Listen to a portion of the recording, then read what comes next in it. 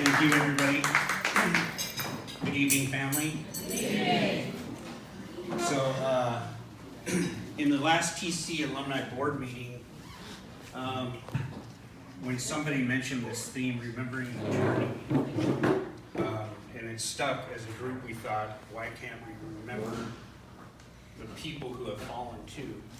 And that's how this slideshow came into play, except I'm really lousy at technology and putting something like that together. So I begged Corey to do it. So Corey's 100% on that, and all the emails he sent me at 2 o'clock in the morning, 1 o'clock in the morning, rough cuts here, rough cuts there. So that's how that came into play. So anyway, I always thought this stage was for rock stars and celebrities. And that's how I looked at everybody that came up here to speak, and I'm deeply honored to be here, and it means the world to me. I don't normally wear a suit, usually only to a wedding, funeral, formal night on a cruise ship, an event I have high respect for.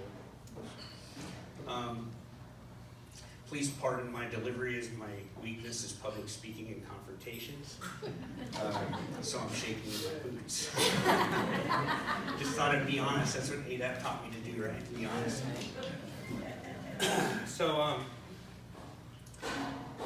So anyway, I spent a better part of the month trying to figure out what I'm going to talk about tonight, because Josella only gave me 15 minutes.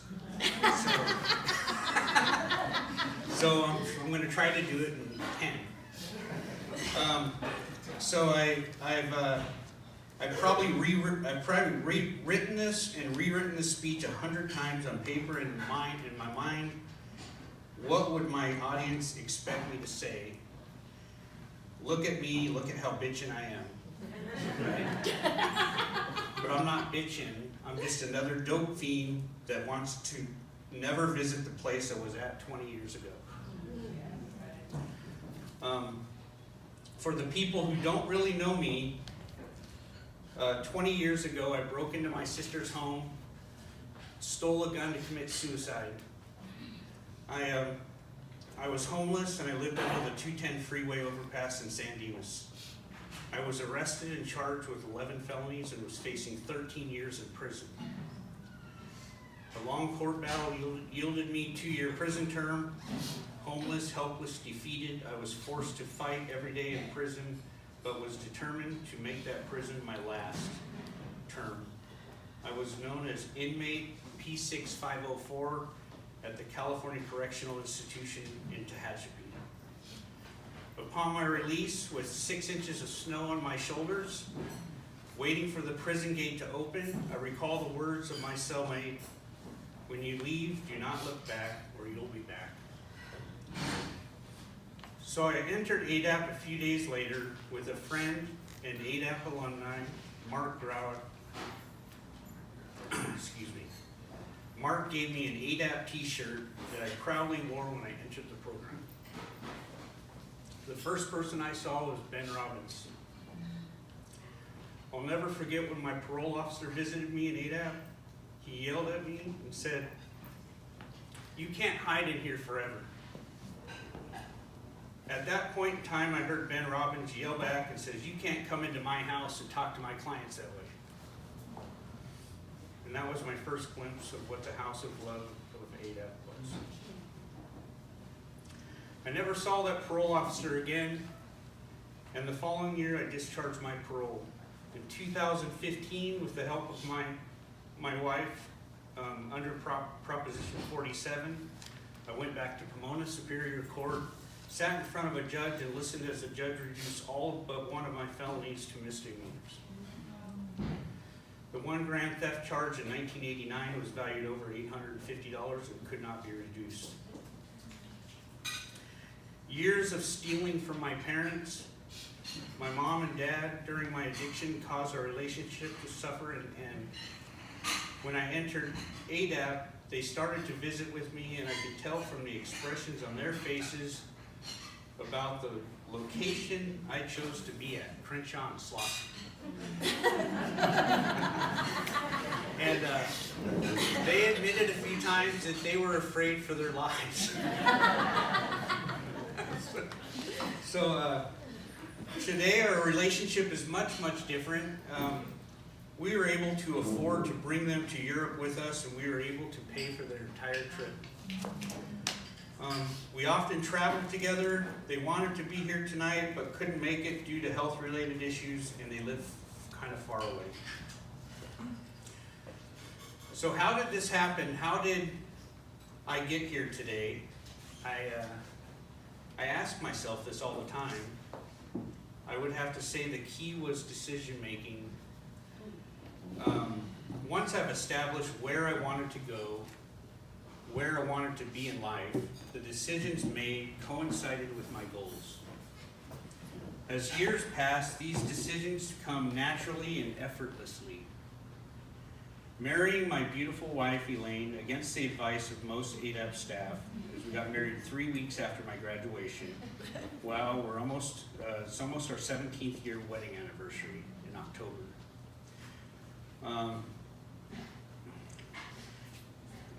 Marrying my wife has got to be one of the best decisions I've ever made, and to Elaine, probably one of the riskiest decisions she's ever made. Elaine and I moved into a tiny one-bedroom apartment in Koreatown that was infested with cockroaches for $600 a month. Our only possessions, a twin-size sofa bed that Larry Gonzalez gave me, a folding card table we use as our dining room table that my parents loaned us. All of my clothes were in trash bags. In my 28 months in AADAP, getting back phased to day one after being in the TC for 16 months was the turning point in my recovery. The point I stopped resisting and started embracing. AADAP no longer was a drug program to me, it became a culture and a way of life.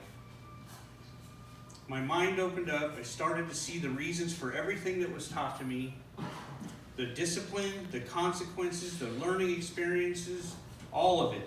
Linda yelling at me every early in the morning, where's Linda? Lights out, and, hurry up, do this, do that.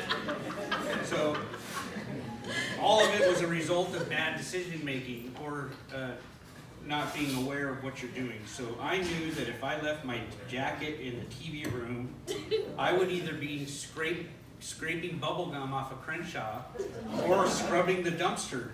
What was it called? Dipsy dumpster? I don't have that now. There weren't any oopses at that time. It was straight learning experience. And I could still hear Linda's voice saying, "Lights out."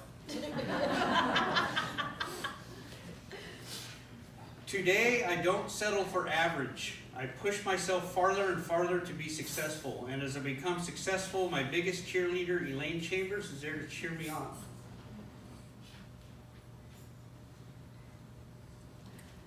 Elaine herself went from being an administrative assistant to being a hospital director of 5 departments. The word can't is not in our vocabulary. I work 100-hour work weeks and drive 6,000 miles a month. I do inspections from vacant homes in inner cities where I often find homeless people or crack smokers inside the house, to the $8 million homes in Corona Del Mar and Newport Beach. So how did a homeless suicidal meth addict become one of the top producing salespeople in the nation in the pest control industry? By applying my core values that I learned at the TC. And that I'm very grateful for. Honesty, integrity, and doing the right thing in an industry full of dishonesty and corruption. Once word gets out there's an honest termite inspector, the word spreads like wildfire. Killing bugs is not exactly what you aspire to when you grow up. How did I end up in a bug killing job? Maybe it was Ben Robbins telling me in house meeting after I was backphased that staff decided not to let me work for AADAP again and to go out and find your own job. Or was it my strength, who you saw in this video, Eric Shelton, rest in peace, telling me that I should go into the pest control field and that he thought I would be good at it. Little did he know. Was it that day when I went across the street to the Employment Development Department office and spotted a tiny little ad that said, termite treater wanted, no experience necessary, $6 an hour. Contact Bill White of Mastercare Termite Control. And Mastercare Termite Control is where I met my wife Elaine. So, Elaine, in the past few years, Elaine and I have caught the travel bug. We've been on several cruises, which included Italy, Spain, Greece, Montenegro, France. We've been to Israel, Austria, Jerusalem, Philippines, several times, Mexico. We are looking forward to her birthday cruise coming up in August to Ireland, Scotland, Paris, and England. In the city of Downey, we get involved wherever we can. We try to stay involved with city government.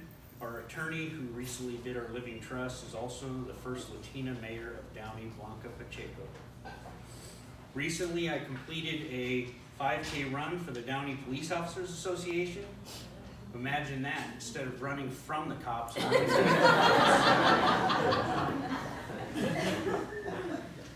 Founding member of the TC Alumni Board, I do my best to be involved as much as I can, although my spare time is not a lot. My words of wisdom for the graduates tonight: don't settle for ordinary, push for extraordinary. There are no limitations of what you can achieve. The only limitations you have are the fears that live in your mind. I'm going to wrap this up shortly, but AADAP, Asian American Drug Abuse Program, was a place that cared for me when nobody else did.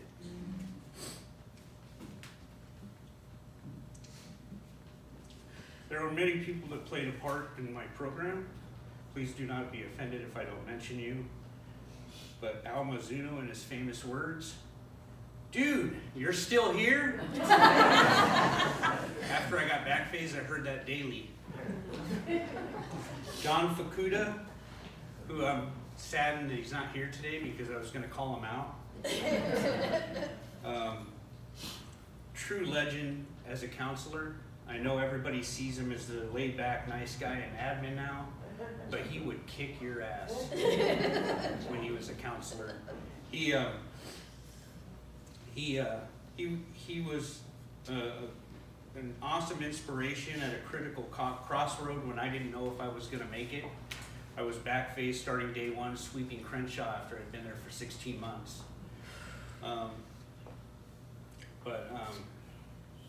He was tough. He had this uncanny ability to see through my bullshit.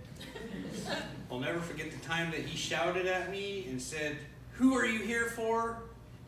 Well, I can safely say today, me, John, that's who I'm here for. Or there were several times that Joey Baltazar would show up and whip me at ping pong and then put me down and cause probably the most treatment I had when he would show up, because I would turn red in the face and I would keep trying to beat him over and over and over again, and I would lose. So that wasn't fun. Aviva Weiner, who I still call Mom today, in her creative art classes, and can't forget Evelyn and her trust exercises and sensitivity groups. My dear friend, mentor, and father figure, Ben Robbins, who I'll never forget. A man who put his arm around me every time he saw me and would ask me, "How are you?" He's the one that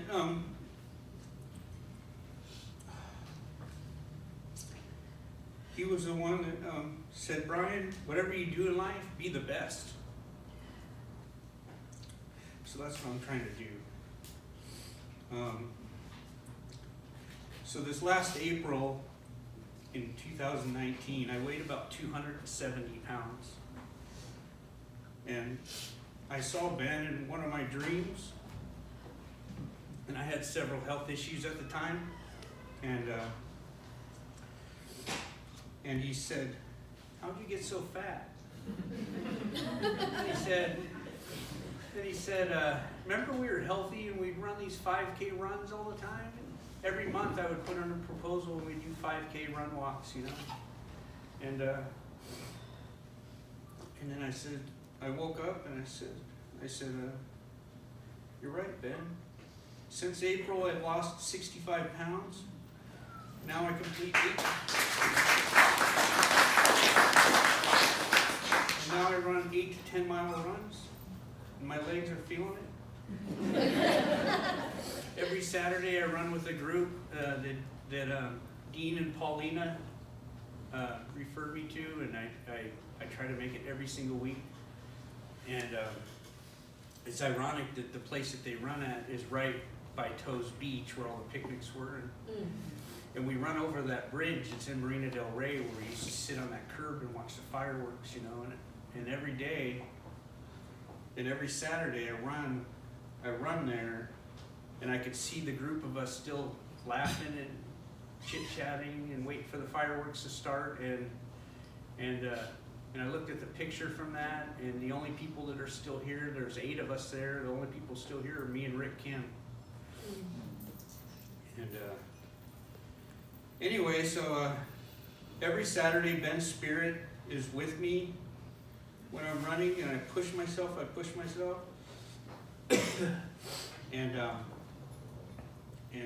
So this year I'm running for AADAP in memory of Ben Robbins for this 10th anniversary of his passing.